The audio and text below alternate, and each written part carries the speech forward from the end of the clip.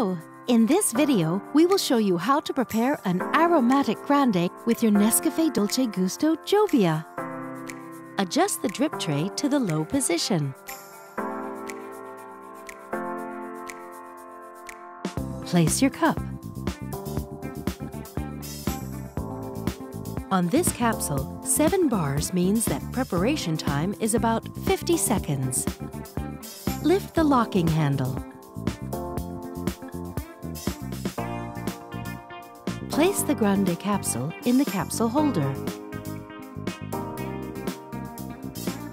Push down the locking handle.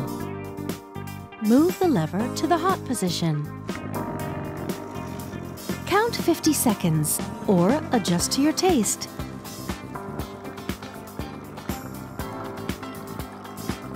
Move the lever back to the stop position.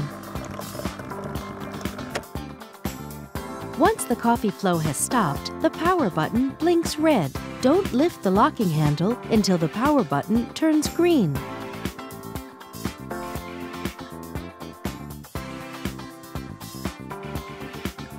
Remove the capsule.